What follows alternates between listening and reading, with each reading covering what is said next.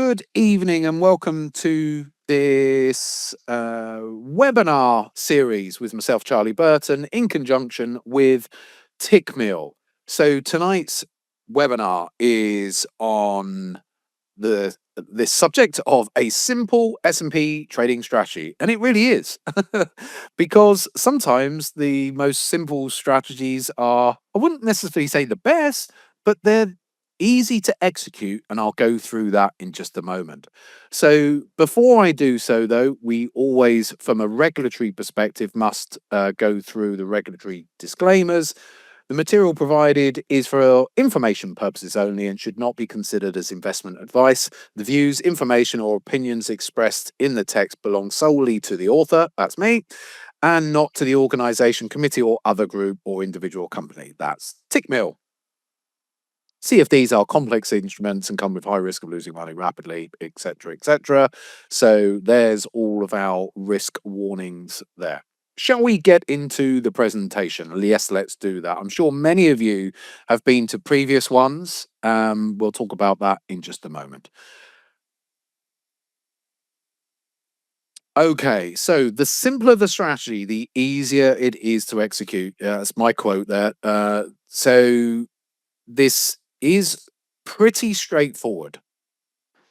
It's not going to make you a multi-gazillionaire, though. Some of you will be disappointed in that regard. However, what we are going to do here tonight is run through the nuts and the bolts of how I put this strategy together. I'm going to go through all the rules with you, but also I'm going to give you some pointers where you may want to look at it yourself and adapt it. So it might be you want to adapt it onto different time frames, for example, and adapt some of the settings and maybe even adapt some of the markets you would like to look at this on.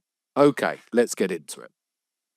So what we're going to be covering tonight is a rules-based strategy on two different time frames. So this isn't, there's no discretion with this strategy, not as I am teaching it. It is purely a mechanical-based, rules-based strategy. So it's literally paint by numbers, so to speak. So you just follow the rules, and when it gives a entry, you take the entries, and when it gives an exit, you have your exits. So, and of course, all of that is adaptable, but I'm showing you how I use it.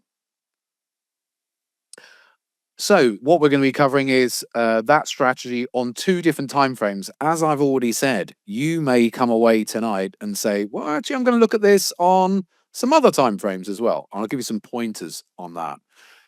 We're going to go through setting up your charts for this because obviously it does need setting up for charts, just with some simple indicators on it. We're going to go through the back-tested results. We're going to go through the live results of this strategy as well. I've been using it for the last 2 years. Okay, and we're going to discuss automation of this because some people like to program, and so we'll discuss that as well because you can. It's the sort of thing that you can automate. Actually, I do have it automated, and I'll show you some of that. But first, if you want to see some of the previous webinars that I've done with Tickmill, just go to tickmill.link/Charlie Burton. So if you go to that web address, it will bring you through to, actually, why don't I just bring it up? Can I find it? So it will bring you to this website here. And if you scroll down on this website, it's like a microsite that Tickmill very nicely put together. Scroll down to the bottom, you can see the previous webinars. There's a little arrow here, so you can click on that, and there's a load of the past webinars in there that if you're interested in any of those. So that is that web address. Okay. Let's get the presentation back. And lastly, in association with Tickmill, if you have any interest in opening an account with Tickmill, and I must say I've been working with them. I know I say this every month, but I've been working with Tickmill for the last couple of years, and I really like their personnel that I've dealt with over the last couple of years or so. And they've got very good tight spreads and cheap overnight charges. They're very competitive. Um, and so they're run by two CEOs who are ex fund managers and still are. So they understand what traders want. So do get in touch with Giuseppe, and if you're interested in opening an account, and he would love to hear from you. So that's Giuseppe at tickmill.com. Right. Should we get on? Yeah, let's do that. So first of all, we're going to go through setting up the charts. So I'm going to go through these. What I'm going to show you right now, if you've got a phone, just take a photograph of the screen. Now, this webinar is going to be uploaded, as I've just said, onto that website, but they might, we're relying on their technical people. Sometimes they're really busy and it might take them a week. So I would suggest either taking screenshots as I'm working my way through tonight's presentation, or just use your camera phone and take photographs as I'm going through these screens. That may be the easy solution. So, okay, this is really simple. Oh, actually, before I even bring this up, this is a long only trading strategy. Okay, it's the strategy. When I put it together, it's devised to work in the stock markets. It's not, it won't work in FX, for example. FX moves around too much.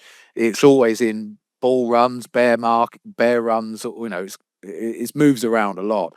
Whereas the stock market is predisposed to going up until we get bear markets, of course. So this is a long only strategy. Um, you can't take the settings and reverse them. Well, you can try, but I have already done that, and it doesn't really work in reverse because the stock market spends much more of its time doing what? Going up than it does going down in bear markets. So this is all tested. All the rules are there for long only trading, and it's designed for the S&P, but you could certainly test it on other stock indices as well. Okay. And some of you clever bods, you may say, okay, but what about any other trending market that's, let's take gold as an example. Gold is in a big bull market.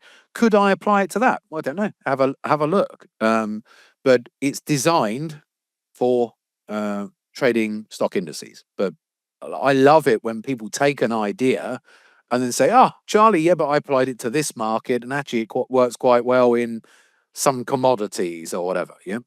Okay. So setting up the charts, a 250 simple moving average on the chart. Okay. So the 250 simple moving average is just giving. So if this is the 250, yeah, absolutely. Nasdaq will be fine with it. Yeah, any US indice will work, and many other indices. You can look at it on the DAX, German DAX, or any index. Oh, there you go. I beat you to it, Siobhan. Any stock index, it's worthwhile testing on. Okay, so right. So one of the filters is to say, okay, as long as price is above the 250 day moving average, because I set this up originally on daily charts.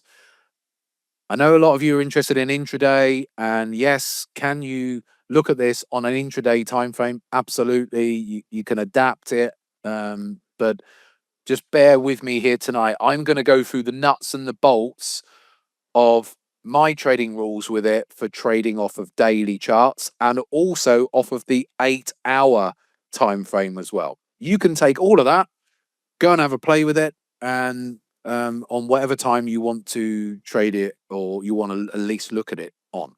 So one of the rules on the daily time frame is the 250 day moving average. Okay. You got to bear in mind, guys and girls, I can only keep an eye on your comments so much of the time because I need to get through this. So, one of the filters is as long as the price is above the 250-day moving average, then that's the first filter. That's what defines the fact that overall it's in an upwards trend. If price is below the 250-day moving average, well, maybe we're in a bear market, whatever. It just means that you don't take any trades when price is below the 250-day moving average. Okay. We are using an RSI, a 4-period RSI for this. A 4-period RSI. So nice and simple. Standard RSI setting is what 21 is your stock out of the box RSI settings. This is a really short term setting, and 14 as well, Brett. You're right. 20 depends. Yeah, people either use a 14 or a 21. So that's your standard setting. But I'm using a 4 for this specific reason. Then, as far as the values are concerned, the oversold value is 33 that I use. But I do have a couple actually. I'm going to show you those. So 33 and the overbought value is at 77. So they've been adapted, right? So if I just draw on here, if I've got my RSI window here, and this is 33 here, and this is 77 here. When the RSI gets below 33, that gives a buy signal, providing price is within an upwards trend, of course, which it is defined by it being what? Above the 250 period moving average. So if price does a pullback and gets oversold on the RSI indicator, that's a buy signal at the close of the bar. And then the exit is as and when the RSI closes above 77. I've told you it's simple. Okay, so it's really, really simple. Um, so, but there's a few more rules, of course. You need to use an average true range with it. So I use a 30 period move average true range on the daily time frame. And one final thing, all these settings should be tested and personalized because what one individual likes with it, another individual may want to tweak. So please take a screenshot of this slide because I'm going to move on to the next slide in just a second. Because there's a couple of more rules on this. But before we get on to the other rules, I'm going to give you a visual. Okay, here we go. So this is the chart of the S&P, and I took these screenshots just earlier this week. I always like when I'm putting the presentations together to bring up a chart which is as close to the presentation date as I can, because it looks more relevant. But as you can see, certainly at the moment, the S&P is a little bit lower than where it was when I took these screenshots. Okay, so let's go through some examples here. So when I took the screenshot and put the circles on, I just started in the middle. I could have started right over on the left of the page, but there was enough examples over this last sort of 12-month period that I just thought I'd start here. So we've got our point here whereby the price itself has pulled back. The S&P at that point has pulled back. My yellow line is my 250 on this chart day moving average, and it's a simple. So price pulls back enough for the RSI to generate a buy signal. That signal comes in at the close. So you actually enter the trade right near the close of the day. So very often you're entering, if it's on a down bar, right at the bottom of the down bar, which is quite nice, because you're getting the better ended up, the better entry relative to where you get out. So we got a buy signal down here. We're using an average true range to calculate the stop. And the stop, I've got it on the next slide anyway, but it's 3 times the average true range. So it gives it a nice bit of wriggle room.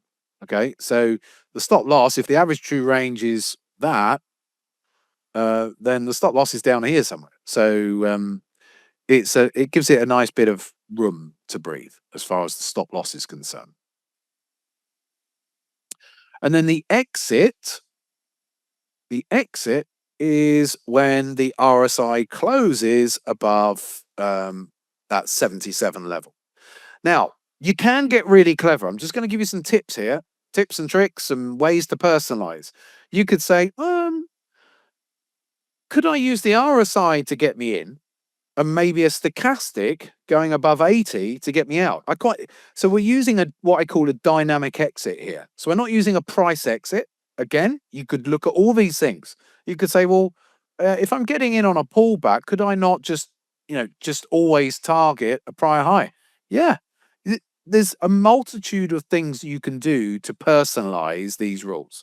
I'm just going through the basics of it, and which gives you some ideas, and I'm throwing some more ideas at you now to say, maybe I could use a stochastic going above 80 as an exit. Oh, I'll test that. Or I'll test, price coming back up to the prior high, whatever you might want to use. Just giving you some ideas. So if I click on the chart, there's the next one over here, where actually there was one over here as well. Looks like it dipped just below 33 there, but anyway, I've just circled it off. And then over here as well. And then if I've got the arrow, oh no, and then we've got the one currently. There is one right now this week on the S&P. I'll give you all the stats, the win rates, all of that stuff in a minute. So there's our exits as far as the RSI getting above 77. There's the exits. Oops, didn't need to do that. Get it going all the way across this. So, okay, so that's the basics of it. So providing prices above the 250-day moving average, then anytime the RSI goes below 33, it gives you a buy signal. Now, some of you might say, but what about, I take all these off. What about, Charlie, if I used an RSI go at a lower level? So maybe, what about if I use a 20? Yes, you can do that. And only buy when the RSI goes below 20. So why do I use a 33 on the daily chart? It comes down to trade frequency. Sometimes, so the 20, yes, it's asking for a little bit more of a deeper pullback when it goes to 20. The problem is that historically, there's a lot of instances where having the setting at 33 triggers you in. Let's take that example there. Triggers you into a trade. Nice entry there. And then you've got your exit coming over here. Okay. But it wouldn't have triggered using the 20. So you miss out on a trade. So what happens is using a 20 on the daily time frame produces less signals, which you might say, oh, that's fine. Yeah, that's fine. But it sometimes this is already a fairly low signal strategy. Now, that you're thinking, oh, this is triggering trades, almost every month. Yeah, but it's not like that every year. Yeah, that's what happened over this past 12 months, but it's not like that all of the time. So it's generally a low frequency strategy. So if you're looking for the RSI to come even lower, then you're going to get even fewer signals. And therefore, it brings the overall performance down just because it's not taking enough trades, not on the daily charts. So I must point out, this is a plodder strategy. This is, like I said at the beginning, it's not going to make you your millions, but nevertheless, I'm going to show you all the stats. I'm going to show you the live results in a minute. It's just plods along. So it's something to have running in the background rather than it making you your 5% a month or all that. It's never going to do that. Not in on these settings because it doesn't trade enough. Okay. So just a few thoughts in that regard. But certainly you can use a lower setting for the RSI, but those are just some things to consider. Right, let's move on. Don't think there's anything else to say at this stage. No. Okay. So these trading rules. Price must be above the 250 moving average. Price must have pulled back and therefore the RSI has closed below 33. These are on my settings. Like I said, you can play around with all of that. You can have that setting lower than 33. But like I said, it will mean that you'll end up getting fewer signals, and fewer signals can mean that you end up just making less.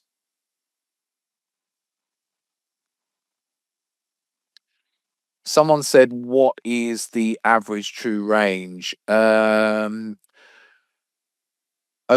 the average true range it's an indicator on your charts, Abdul. And so the reason I'm stuttering is purely because that's a very, very basic, and there's nothing wrong with you asking the question, but I'm not really here tonight to start going through really basic stuff. But what it is in simplistic terms, it's taking the average range of the bars. So if you've got a number of bars, of price bars doing this, as you can see, some are a lot bigger here and some are a lot smaller. So the average true range indicator is taking all of those bars and then making an average of them to give us an average range. Okay. So if we add up all of those bars, there's a bit more of a calculation to it. But if we add them all up and we find the average, and the average is it's on the S&P, so $20. So what that's telling us is the average daily range of the S&P is $20. Okay. And then we want to have a stop loss, which is, as I've said on the daily chart here, 3 times that. So whenever I take a trade, um, I'm going to have a stop loss of $60. Okay. So an average true range indicator, it's just an indicator on your charts. All charting packages have it. Just look for it in your indicators, and you can pop it on and it will tell you what your average true range is. And you just change the setting to, what did I say?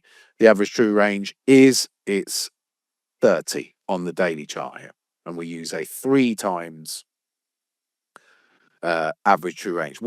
So a 30 period average true range is it's looking at 30 bars in order to create that average. Okay. Right. Exit when the RSI closes above 77. Again, and I have to stress, this is when I'm no, just normal candles, Lucas. Exit when the RSI closes above 77. So again, these are the settings that I'm using. I would stress, go and play around with it. That's what's nice about this. Personalize it. And like I've given you some ideas as well. You could use a stochastic as an exit. So give you some ideas there. Or you might just use purely a price based exit as well. But anyway, these are the rules that I've got here. So as I've said, please do back test this, because I can give you all of these rules, but it's so important that people go and back test themselves, because when you back test something, it gives you the confidence in the strategy rather than me dishing out loads of numbers to you and you're thinking, oh, I'm just going to go and trade the pattern.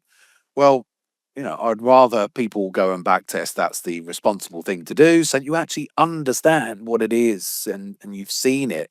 So you go back and you're looking back over every instant. You log every individual trade. You log it all in a spreadsheet if you're going to do it manually, or of course you can back test using software as well. Oh, okay, right. So let's move into some of. No, Daniel, you've never used an ATR indicator for an exit. Me neither. That's not what I've just said. The average true range indicator for this is for calculating your stop loss. Exactly. So the ATR, that's all it's for. It's nothing to do with the exit. Right. Okay, so let's have a look at some back tested results first. This is on the daily time frame, historically. So it's giving an annualized return, an average return of 8.6%. So, like I said, it's not going to set the world alight. It's not going to make you your fortune. It's a plodder, but it doesn't take a lot of trades. This back test took me back to 2013, right? So it's done 365 trades over 12 years. So it's not a lot of trades in the grand scheme of things. So it's not going to give loads and loads of profit because it's a low trade frequency strategy. However, it really is a plodder. I'm going to show you the live trades in a moment. The current, sorry, the forward live trades over the last couple of years. But it, like I said, it's a plodder. What else is there within this? It's got quite a high win rate, but the average loss to the average win means that it's a slightly inverted risk to reward ratio. But that's okay because you've got a nearly 70% win rate. So that's okay. Sharp ratio, a little bit under one. Ideally, it'd be at one, but it works. This works. Expectancy's okay over here as well. So, okay. Average trade duration, about 16 days on average. So that's the historics. Okay. Now, as I keep stressing, this is a low frequency strategy. Now, we can increase the frequency. That's why I'm about to show you this on an 8-hour chart as well. So, yes, Brett, you're getting ahead of me. I love it when people, try and get or do get ahead of me. Yes, you're absolutely right, Brett. But I'm going to show an 8-hour chart here tonight. So I'll talk about the 4-hour time frame as well. But yes, by going down to a lower time frame, you're going to get more trade frequency. If you get more trade frequency, it may give you a slightly improved result or profitability overall for the strategy. Okay. So, but even on an 8-hour time frame, it's still in relative terms relatively low frequency. Okay, so those results were based on 1% risk per trade. It's not designed to make millions per year. However, it can be adapted as I'm saying here. So you can adapt it and those rules on the daily to probably make it more profitable, as I've just hinted at here. So think about that. That's fine. And also you can look at other time frames and other markets. I've only got this running on one market. That's it, the S&P. You're like, oh, well, what if I did it on the S&P and maybe on the Japanese Nikkei or wherever? Yeah. So some considerations there. What about the live results? Well, I've ran it live since February 2 years ago. So let's go and have a quick look. Okay, so the return actually for the last 2 years has been 19%. So it's about bang on, really. It's, if anything, slightly higher than the historical return of 8.6% a year. So that is the live return. Over the last 2 years, it's done 56 trades. So again, it's bang on, really, low frequency. Over 2 years, 56 trades. It's not a lot, is it? It's had a just under 12% drawdown. Its live win rate has been 71%. And again, the average loss to average win is slightly inverted, but it can deal with a slight inversion on the risk reward because the win rate is high. And that's why the Sharp ratio is just a bit under one, really. Expectancy's fine. So that's fine. All good. All pretty reasonable. It's reasonable. Like I said, not going to set the world alight, but it's plodding along. And these, I literally took this screenshot because I use a bit of software um, for this to automate it. Okay. And so these are all, so that one was this last, I think this was this was the last trade that it was taking when I took these screenshots. Yeah, the last closed trade it took on the 2nd of January and it came out on the 21st of January. So you can see over here some of the results here, and they all vary. Some are a bit above 1%, some are under, depending on when that RSI gets above, when the RSI gets above, I'll spit it out in a minute. When it gets above 77. There we go. There you go. Thank you, Martin. It's been a long day, and I've got to listen to Donald Trump in a half an hour or so. So, okay. So let's move on. Right. So thoughts so far. Okay. I think you're all with me so far, and I hope you've been taking some screenshots. Like I'll say this again. This recording will be up within a week onto Tickmills, onto that site. When I'll email them tomorrow and say, right, it's all fine. Can you let me know? And normally their IT people are very good, and it might be up. Just depends on how busy their IT people are as to how quickly it gets loaded up. But usually, certainly within a week, it might be up within 2 or 3 days. So keep an eye out for it on that microsite I've already given you. Uh, This is software. Sorry, Saber. This is software. Yes, yeah, software. It's personal software that I use. But Ash, I know you've commented on that as well. I can come back to that later. Let's carry on for now. Could the strategy? Oh, good question, Joe. Could the strategy be used to drip feed into stocks and shares ISA? Um,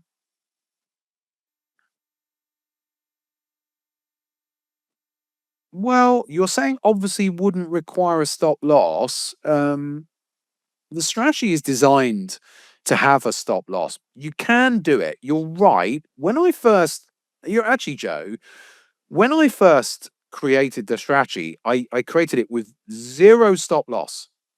All right. So, because you're right, if you so for example, if you're allocating within your portfolio, £500 to a trade when it comes along, but you've got 100,000, 200,000, 300,000 pounds in your portfolio, then yes, you don't have to use a stop loss because even if it's in its trend, it pulls back, and actually it carries on going all the way down a lot lower where you would have otherwise got stopped. But effectively, you've got a stop loss on your account because you've only allocated 500 of your capital to it. And all you do, Joe, because this is how I originally tested it, but is you only exit when the RSI gets back above 77. So you could do that as a strategy because you're unleveraged and yeah, no stop loss, and you only exit when the RSI gets above 77, or you might say, 85, 90, whatever. And you sit underwater for sometimes for long periods, but it doesn't matter because you've just asset allocated within a portfolio. So that is something to actually consider, Joe, because that's how I originally designed it. And then basically I realized that for traders that's no good because traders are usually using leverage, and so therefore we had to create a strategy around it with stop losses. So yes, you can do it, Joe. Right. Thoughts so far. The live results are on a par. uh no, Brett, I haven't done that, but you could look at that. Um, the live results are on par with historic back tested. Okay. You can manually back test. So you don't have to use software. You can manually back test. Um, but if you want to use software, I use Trading View charts. Trading View charts have a testing algorithms within it. So if you use Trading View, then you can backtest this sort of thing on that. You can backtest using MT4 charts, or you can use something like Forex Tester, which is quite a good backtesting tool. Even though it's called Forex Tester, you can test things like stock indices within that as well. So, but certainly things like Trading View, you can test it on as well.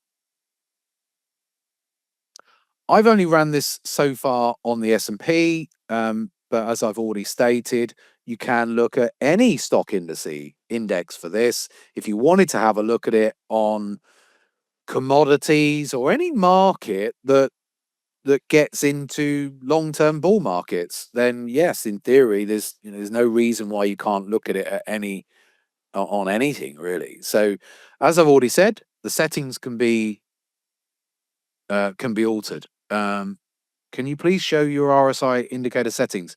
I've already gone through that, Dasha. The RSI settings it's a 4-period setting. That was it. Maybe you weren't here at the beginning, but yeah, 4-period RSI. That's all it is there, Dasha. So, okay. Sorry, lots of questions coming through. I'm trying to make sure that I don't miss anything. Um,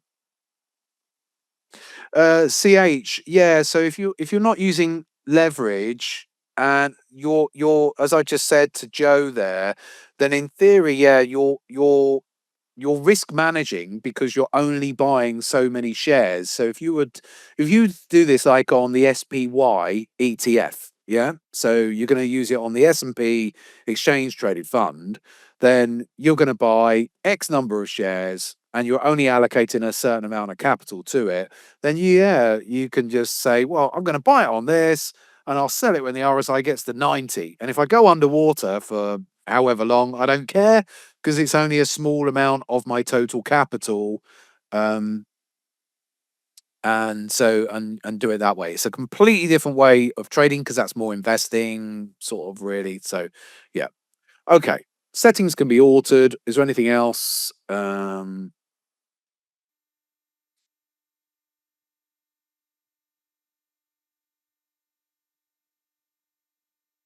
Can this strategy be used for call options? I've never considered that, Dasher. I don't know. The problem with buying call options is, of course, time decay. So as time erodes the value of the option, then yeah, that is your downside to it. But in theory, you could have a look at it. Yeah. Um, did I test? Is it tests on regular or all sessions, Abdul? It's tested on the daily chart, which is tested on the daily CFD. So the closes at 10 p.m. GMT. Okay. So 1 hour after the US stock market close. Okay. So that's what it's based on. 1 hour after the US stock market close. Um, can we manage the risk reward ratio? Absolutely. You can play around, as I keep saying, with all the settings, personalize it. You don't have to use an RSI as an exit. Like I said this earlier on, you can just use a static exit. You can use price as an exit. Play around with it. Yeah. Okay, so what about other time frames? Let's get on to that. So this is another one, an 8-hour time frame. Now, the interesting thing is, and this is where again I'm going to give you some ideas here, is when you change time frames, they have different volatility, different types of movement, different types of noise. So when you come down to, because some of you might say, oh, could I use this on a 5-minute chart for intraday trading? Maybe, but of course, the dynamics of a 5-minute chart are of what goes on intraday on the likes of the S&P. There's lots of days where there's lots of noise. So I don't know whether it would work on a 5-minute chart. But there's nothing wrong with you going and testing it, but you might find you can't make it work because there is a lot of intraday volatility. Okay, just a little consideration there. So I've never tested it on a 5-minute chart. Just letting you know that. Anyway, 8-hour time frame. So because of even on an 8-hour time frame, settings need to be adjusted because it's still subject to uh, more movement intraday. So now the settings are different. So I use the 350 period, not a 250 period SMA. So the benchmark is now a 350 SMA. On this time frame, the 8-hour chart, the price, the RSI does need to go below 20 because it's on the 8-hour time frame. There are a lot more signals. So actually, I filter those out by actually saying nope. The RSI does need to go below 20 now. 3 times the average true range as a stop loss. Exit when the RSI closes above 77, and the average range period is now 40 on the 8-hour chart, not 30, which is what it was on the daily. Again, I would encourage you to take a screenshot of this. This will just give you a template that you can then go and adjust it. So please do take a photograph or a screenshot before I move on. Okay, I'm assuming that's all done. If anyone hasn't done it, just let me know. Right. I'm already done. Right. Okay. Straight in. Look at this. Straight into the results here. I think I've got a, well, I don't really need to show a chart again. No, I didn't put a chart in because I just need to show you the results. So overall, what we're seeing now. So going on to the 8-hour time frame, you can see, look at the jump up in the number of trades because we're now on a slightly smaller time frame. The return is higher. It's still not, for some of you, you're like, oh, Charlie, I want stuff that's going to make, 5% a month, not 12% a year. Yeah, that's fine. But this is a very robust strategy. And so it'll just plod along. For some of you, play around with it. You may find ways to get it to make 20% a year, 30% a year, whatever. Play around with it. But these are the settings that I use for it. So back tested all of this. Historical drawdowns pretty low, volatility's low, Sharpe ratio's good, win rate again, even on this time frame, sitting around 70%.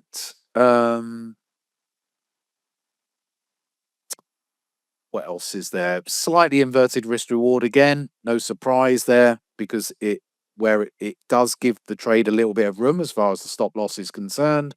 But overall, average trade duration about 5 days. So it's again a nice plodder on the 8-hour chart. So well worthwhile having a look. And again, you can adjust those settings that I've just shown on an 8-hour time frame. And like Brett was asking earlier on, what about could you do it on a 4-hour chart? What sort of results might you get there? I don't know. I haven't tested it on a 4-hour chart. Fill your boots. So yeah. Okay. Now, I've only just started trading this on live on the 8-hour chart. So if I come to the real results, live results, bless it. It has literally only had 3 trades so far. The first trade was taken on the 27th of January, and it's had one here in February as well. I was taking these screenshots earlier this week, so it's only done 3 trades so far, but that's where it's at. Okay, so yeah, this is my personalized software that I have, so it's not widely available, unfortunately. But like I've said, you can manually backtest. You can lots of charting packages have uh, you know, quite straightforward backtesting facilities built within them now. So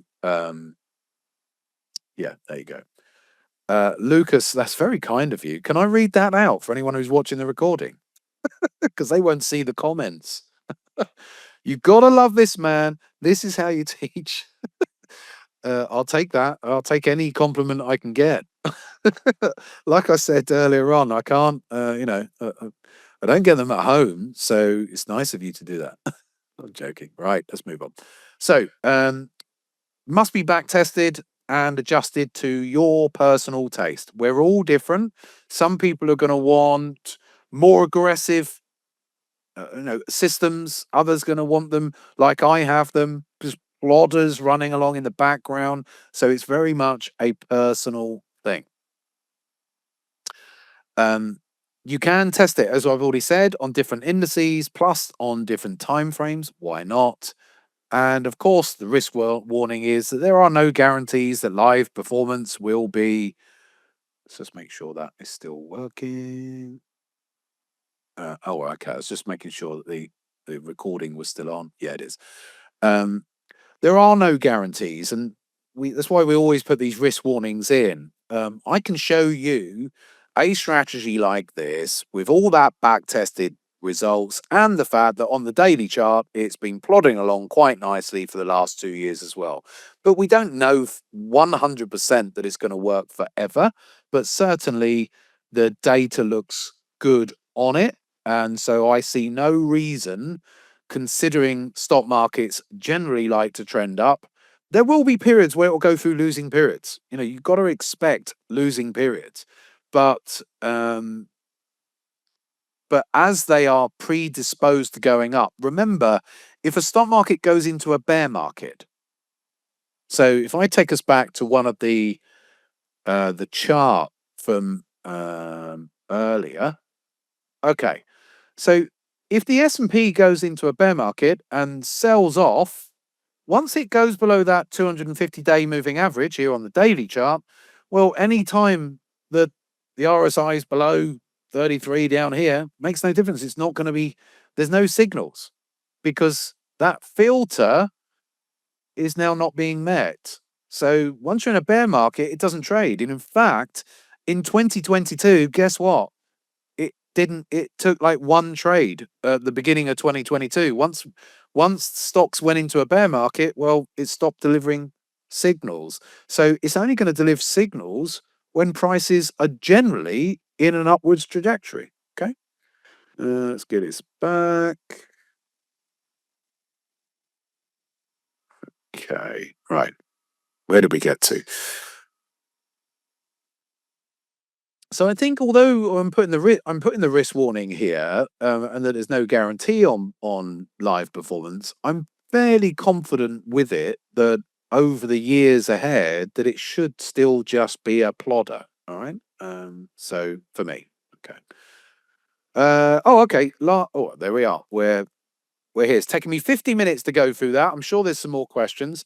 So this is the website to go to if you want to get a recording of tonight's webinar. It'll get uploaded in the next few days, I would think. Plus, all the historical webinars that I've done on all sorts of subjects are stored on there as well. And lastly, if you are interested in a quality broker, then do check out Giuseppe or email Giuseppe at tickmill.com and I'll be happy to answer any of your questions with regards to Tickmill. Right, let's go back and see what questions we have got here. Chris, is the RSI length still 4 for the 8-hour chart? Yeah, good question, actually, Chris. It is, but I don't think that's. Do you know what? You just give me an idea, Chris. So coming back to the 8-hour, you could look at the form at that RSI itself. You've just given me an idea there. I've never thought of adjusting the RSI when going to a different time frame. So for the daily, yeah, that's optimized for the daily, Chris. But yeah, why not have a look? What about an RSI 3 or an RSI 5 or 6? Yeah, it's not a bad idea. It's certainly worthwhile having a look at. Um, Uh, Diane is saying that this is light years better than a TikTok wannabe guru. Yeah, fair enough. I'm way too old for that. I am on TikTok actually. Yeah, check me out, Charlie Burton. But I don't actually post. I have someone put the posts up for me. I don't actually personally get involved in them. But what about intraday trading with this strategy? Yes, Marco, I have talked about that. By all means, go and test it. I said this earlier. There's if you want to go and test it on a 5 minute chart, you would 100% have to change all the settings and play around with the settings and the rules. But I don't think it will work on a 5 minute chart because I think on a 5 minute chart, there is no trend day to day. There is a micro trend, of course, but it could be up, could be down. So I think you're fine. But by all means have a play around with it. Maybe you introduce another filter and it does. But yeah, have a look. Well, you still got the moving average as your filter, so maybe it does. But yeah, have a play with it. I've only tested it on the daily, and it was only recently that I thought, oh, maybe I should have a look at it on a smaller time frame to see if it generates more signals, i.e., the 8 hour chart. So yeah, by all means, test it on anything. Um, is it important to keep an ear on stock news? I don't know if that's a general question, Zilani, or not, but yes, generally as a trader, I do. I like to be on the pulse of what's going on all of the time. But if you're just trading a mechanical strategy like this, it's not whatever's going on in the news, you're not using that for the strategy. You just commit to the strategy and execute the plan. So doesn't matter what the news is. But so this is a rules based mechanical strategy. But as a general rule, yes, of course, I think it's good to keep an eye on the overall on the economic news, etc.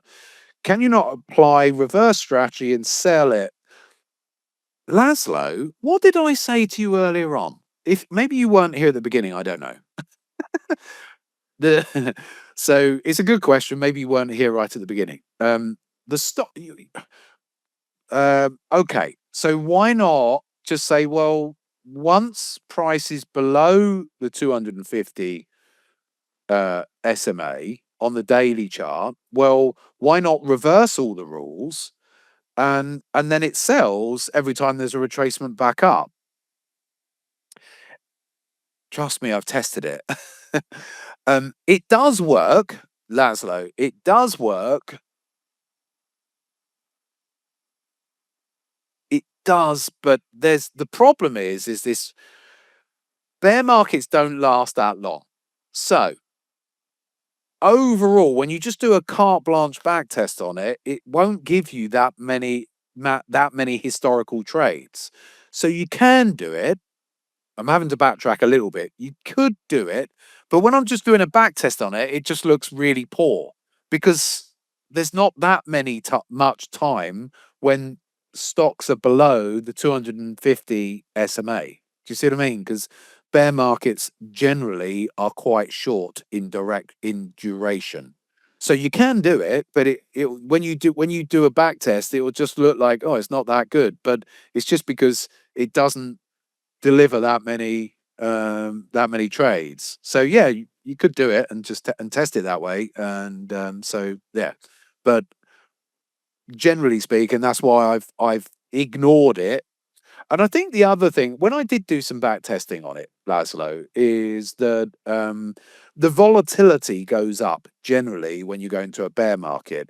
So then you've got to change all the settings around again because markets are more volatile. So um, I'm just giving you my advice, and I would stick to the long only.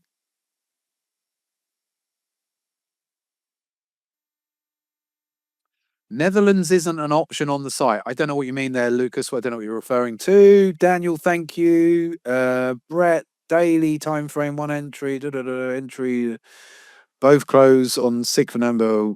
What is this? I mean about multi-open trades. Sorry, Brett. I don't know. Can you? Uh, I don't. You'll have to explain on that. I'm currently reviewing your previous videos in your car. Oh, okay. When driving to work. Oh, great. Okay, so you're using them as a yeah, cool. Ash, this strategy looks like it would signal a buy on Palantir stock right now. Interesting. Yeah, the thing is, Ash, I don't know how it will get on individual stocks. So, but yeah, fair enough. Test it. Um, um, um, um, um, um. Thanks, Lucas. Good stuff. Chris, it was giving a buy signal on the daily and the 8-hour chart. Yep, it was. I was talking about that at the beginning.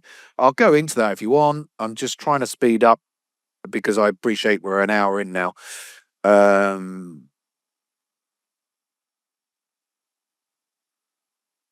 maybe Stuart. Yeah, Stuart saying, well, maybe the VIX would help the strategy. Yeah, it could well do. Thanks, Mansuk. Is the ATR period? Oh, ADR. Huh? RSI, Piero, RSI. Yeah, the default period it depends on the charting software. Some charting software it will come up as the default as 14, others it will come up as 21, but those aren't the settings I'm using for it. Yeah. Uh, Laszlo, great. You tested something similar on the Nasdaq on the Audi with good results. Oh, excellent. Okay. First proper technical trading webinar you've ever attended and thoroughly enjoyed it. Thanks, Kois. You're a new younger trader with limited financial literacy, but could clearly understand the rules and features. And okay, that's really nice. Thank you. Do give them feedback because I think they usually ask for feedback. If this works as good as your diversion strategy, which is really great, gonna try it. Thanks, and yeah, another excellent lesson. Thanks, Johan. Yeah, let's not tell everyone about the diversion strategy now, shall we? That's my what I use a lot. Actually, I'm in some divergence trades right now, Johan. Right. Thanks, Laszlo. How many trades are needed for a proper uh, probability breakdown? Yeah, it's a great question there, Abdul. Really, when you're doing a back test, you need at least 100 instances. At least 100 instances when you're doing a back test. So, yeah, if you do a back test and you've got like 8 trades, it's not enough. So, Siobhan, thank you. Use the 50 SMA strategy taught by Charlie. Awesome work. Been having good trades. What one's that one, Siobhan? I've forgotten. Well, I genuinely have. You'll have to explain. What one was that one? I've done so many webinars and I've forgotten. Thanks, Alan. Much appreciated. Chris. Right. I think Brett means if it gives another buy signal before. Yes, Chris, if it gives another buy signal, let me go in here. Uh, where will we go? Oh, there we go. In the screenshot. Right. It does happen that it will give on the system here and the way my system here trades it. There we go. Because it's on an 8-hour chart. It actually the RSI stayed below. Was it on the 8-hour chart? 20, and so it actually gave a signal at 8 a.m. and then another one at 4 p.m. And you take both. So if it gives multiple signals, yeah, you take them. Yeah, that's how the software that I use takes it. Yeah. Okay. Oh my God. Oh, there can't be 28 messages still. I don't think so. Hopefully not. It says 28 new messages here. So, um, how many trades? Oh, I've already done that. Adding a position. Sorry, Brett. Yes, this is an example of just that. Oh, I see. The first trade did not close before getting the second entry. Yeah, absolutely. Yes, exactly. So you just take it on the new bar. So if once price goes into a new bar, if the RSI is still below wherever the trigger level is, 20 in this instance, then it produces a second signal and you take that as well. That's how I've tested it. So it can be that it can actually be in 5 open signals, but it works. So, yeah. Uh,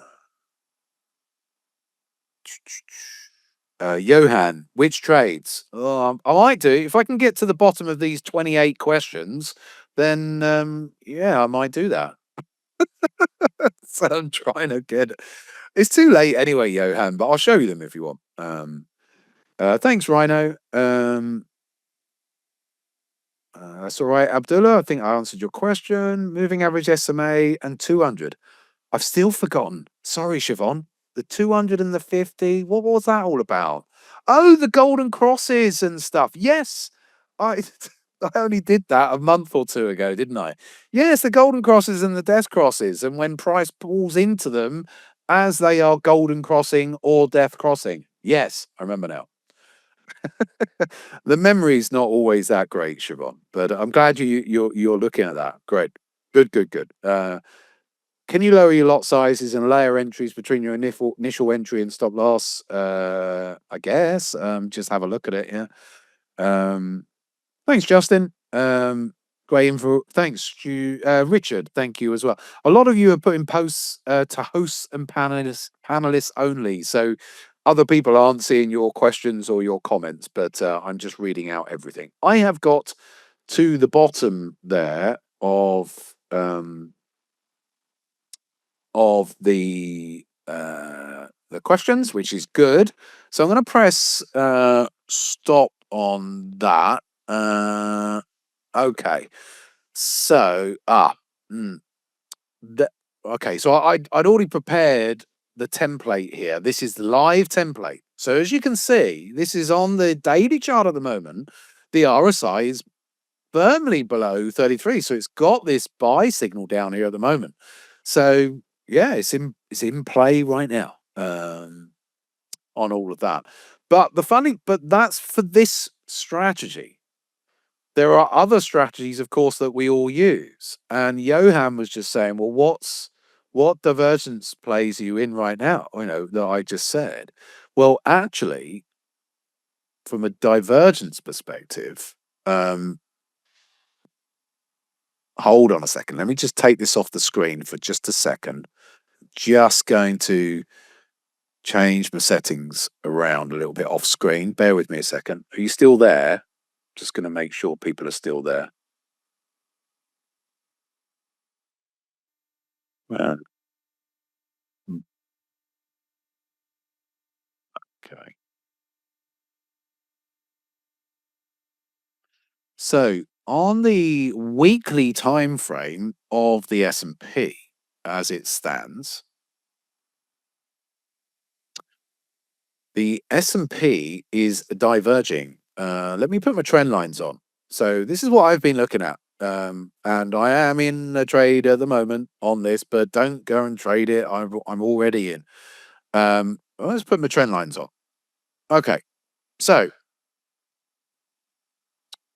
what you can see, this is on a weekly time frame. The S&P, we've got this lovely rising trend line, but it's also a bit of a channel. And so I've got this upper trend line, which comes all those lows from back there in 2018, all the way through here. It's respected it. It's gone the outside of it, bounced off it, come down, bounced back to it, then come off, and it's come all the way back up to it, just into what, December of late last year, and just into January around the highs. So it's into, or has been into, that upper trend line there. But also at the same time, hopefully you can see this, and I'm not going to do a whole session on divergences. But hopefully you can see these peaks here have been getting lower on the MACD. And also the MACD histogram, as you can see, the green histogram peaks have been getting smaller each time as well.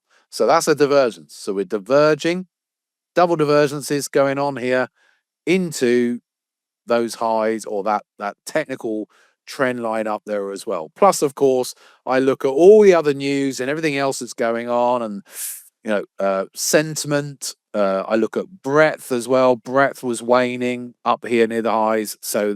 But that was the technical setup. But there were other things I'm looking at as well. So there you go. So this is a quick thing there. Right. I'm not going to tell you anything more. So, do I ever use bots? Well, what the software I was showing you, Werner, today, uh, essentially is like it creates bots that can auto trade. So yes, but in the main, my personal trading is me. I've been trading for 28 years and I still love the art of trading. But I do have bots because there's a lot of people out there who don't have the time and they just want signals and things like that. So yeah. But for me, I love the art of it. I love the spiritual aspect of trading, trying to work it all out. Yeah. Bringing all of this information together to try and form, you know, trading decisions and using strategies, using anecdotal, sentiment, like I've just said, breadth readings when it's if it's on the stock markets and news, bringing it all together. So that's what I love. I'm a money manager as well, so I like to bring all of that together for what I do. Okay, I think we're going to have to call it a night pretty much. I'm just going to bring the slide back up. Will it do it? Oh, okay, let's do that. There we go. There's your contact information there. Okay, yes. Last question from you, dear Diane. Oh, hold on. There's two more questions here. I'll just read the last two out. Robert saying, "What sort of return do you get annually from trading, and what should we expect to achieve in our first year or two?" The reason I'm laughing, Robert, is because it's really there's there's so many factors that come into what creates a return. Okay. Risk being one of the biggest, trade frequency is another. Okay. So if someone said to you, "Oh, I make, 15 to 20% in a year," but they might only be risking, for argument's sake, 0.5% per trade. That's a fantastic performance because all they're doing is risking 0.5% or maybe 1/3 of a percent per trade. That's a great performance. So if I just say, "Oh, what my percentage return is that I look to achieve," that that is a risk adjusted return. So that might be different to what you want to achieve. Okay. So when you're trading with larger accounts, what most people do, myself included, is risk less, a lot less per trade than your average trader. So all I can say is that I think the average trader should be in this bracket. 0.5% risk per trade to 1%, depending on, their attitude towards risk, etc. So somewhere in that bracket. I can tell you right now, I am a lot less than that because I don't need to be trying to make 30, 40, 50% a year. Yeah. Because as your capital grows over time, you can reduce your risk. So I don't need to be making the same type of percentage gain that someone who's got $5,000 in a trading account may be wanting to make a lot more. So yeah, so I don't really go into that because my percentage return is probably going to be a lot lower than yours because I don't risk much. So I'm not trying to make massive percentage returns. Um, and what should you expect to achieve in your first year or two? To answer that, Robert, all I would be saying to you right now, if you're in your first year or two, is forget how much trying to make, just learn. That would be my advice. Just learn, just build your experience. I don't care if you don't make a bean in the first year or so, because what you are doing is accumulating experience. That is the best return you can get in your first year or two is building experience. Diane, Charlie, last question. Do I do one-on-one mentorships? I'm not here to talk about that sort of stuff. I don't have an academy. I don't do that sort of thing. but I don't tend to do one-on-one stuff anymore. No, I don't tend to have the time for that sort of thing. Okay. What can one average per day if we learn from you on average? Oh God, I'm well. Some people claim they're making 2% a day. Oh, I'm rubbing my hands together now. I would run away, Werner, as fast as you can from anyone who says that they're making 2% a day. I'm not saying that anyone can't make 2% a day in any given day. I can make 2% in a day. You're getting one good trade and you can do that. What we're talking about is 2% a day every day. So without even compounding, 2% a day, let's do the maths. How many of us are still here? There's 80 odd of us still here. Okay. So 2% a day, that's 10% per week, which is 40% per month without any compounding. And what's that? 480% per year. Run away from them because they are lying to you. And so is it possible to make 480% in a year? Of course, anything is possible in any given year in the markets. But anyone who is saying that, yes, they average 2% a day are lying to you. I'm telling you that right now. I've been doing this for 28 years. I've seen every trick in the book of what people claim and all of that sort of stuff. So there you go. Hopefully that answers your question. Thank you ever so much, folks. I'm going to go and see what Donald Trump's saying right now in his press conference with the UK Prime Minister. If I stay here, you'll keep answering more questions. So I'm going to have to go. Sorry, I apologize.